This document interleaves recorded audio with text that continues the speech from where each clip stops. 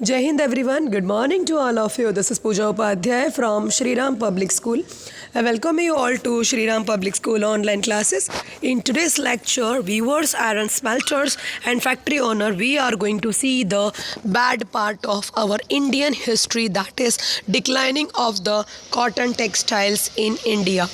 In this topic, we are going to study what was the reason, what was the period when the Indian industry is going to be decline. Okay, so let's start the topic.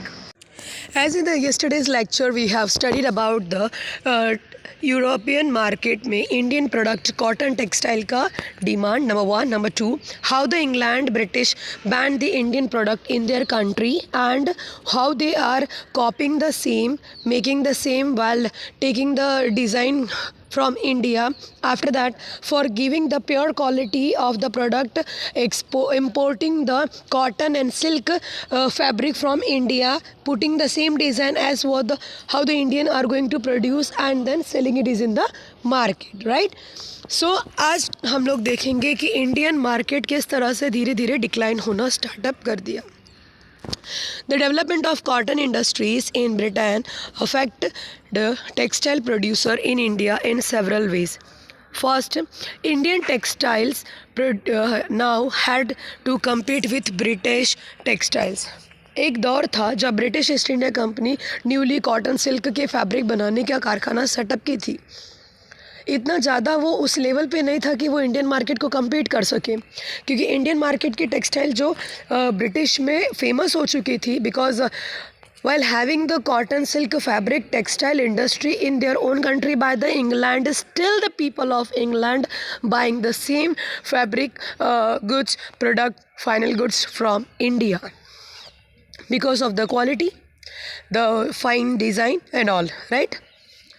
The same way उसके बाद उन्होंने ban कर दिया when they saw that हमारे अपनी country में हमारे अपने प्रोडक्ट मैन्युफैक्चर हो रहे हैं बट फिर भी हमारे अपने लोग हमारे प्रोडक्ट को परचेस नहीं कर रहे. ये स्टोरी हम बता रहे हैं आपको ब्रिटिश की. तो उन्होंने क्या किया, नोटिस किया what was the reason behind this. जब उन्हें ये पता चला कि इंडियन प्रोडक्ट जो है उसकी क्वालिटी प्रॉपर है, एक नंबर क्वालिटी है, फर्स्ट रैंक क्वालिटी है, उसके अलावा जो फैब्रिक वो यूज़ करते वो प्योर मटेरियल है विदाउट एनी मिलावट, without any hazards. So for giving the same thing, what they did, design copy कर लिए और फैब्रिक को इंपोर्ट कर लिए और फिर सेम एज इंडिया के प्रोडक्ट बना करके सेल ऑफ करने लगे. तो इस तरह से इंडिया का जो प्रोडक्ट है वो ब्रिटिश मार्केट में धीरे धीरे रिड्यूस्ड होने लगा बाय डिमांड. और उसके बाद एक पोजीशन ऐसा आया जहाँ पे British East India company, British company Indian textile industry से कम्पीट करने के लेवल में आ चुकी थी. तो ये पहला वे था जिससे उन्होंने इंडियन इंडस्ट्री को, टेक्सटाइल इंडस्ट्री को रिड्यूस करना स्टार्टअप कर दिया था.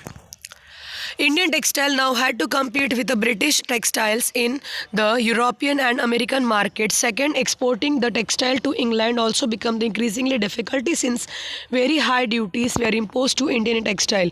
इतना ही नहीं, उसके बावजूद when the further Indian went to for producing the goods, for selling the goods in the European market, so what they did, they charged the high export duty over that product. So due to that, Indian product get very costlier and nobody is going to buy the same. By the beginning of the 19th century, English made the cotton textiles successfully outstated Indian goods from their traditional market in Africa, America and Europe.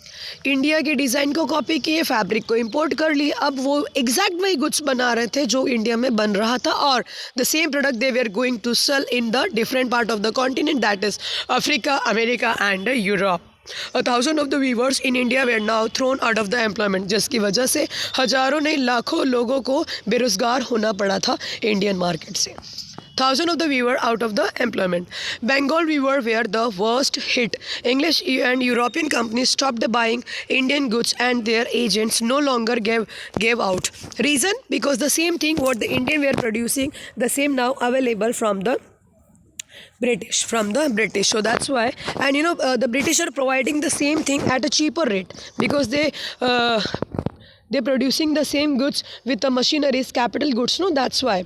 So पूरे world में जो position Indian market की थी वही position अब British East India company की हो गई थी, जिसकी वजह से धीरे धीरे इंडियन टेक्सटाइल इंडस्ट्री रिड्यूस होने लगा.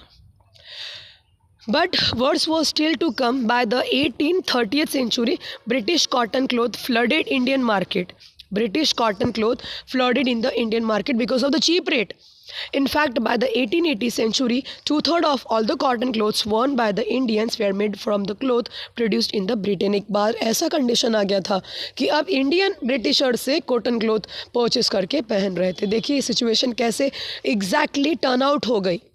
जहाँ पहले ये कंडीशन था कि ब्रिटिश के जो क्वीन थी इनफैक्ट वो और वहाँ के रिच लोग सभी लोग इंडियन कॉटन टेक्सटाइल परचेस करते थे. Now the situation get turn out and the Indian themselves not buying their own product because of the costlier and they are going to the Britain for importing the goods from there. This is the way they shifted. This affected not only the specialist weaver but also the spinner. Thousands of the rural women who made a living by spinning cotton thread rendered jobless. जिनका घर इसी से चल रहा था, खर्चा सब इसी से चल रहा था, वो सब के सब जॉबलेस हो गए. The handloom weaving did not completely die. Handloom weaving complete नहीं हुआ था in India. This was because some type of the clothes could not be supplied by the machines.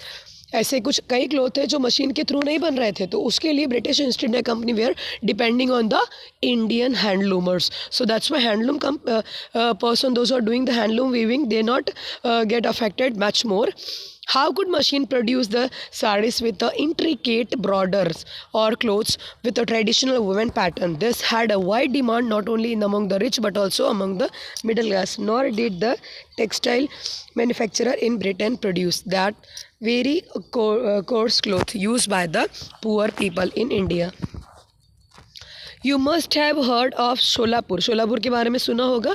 In Western India, in Madura in South India, this was town emerged as an important new center of weaving the late 19th century. Later during the national movement, Mahatma Gandhi argued the people boycott the imported. जो system British ने apply किया था अपने country में banning the Indian product, same चीज़ महात्मा गांधी जी ने भी कर दिया था. दे बायकॉटेड का मतलब होता है no one Indian will wear the Britain product. सारे चीज़ों को बायकॉट कर दीजिए, out of the country throw कर दीजिए. तो कई लोगों ने जो भी इम्पोर्ट किए हुए ब्रिटेन प्रोडक्ट थे उन सबको बर्न कर दिया था, जला दिया था.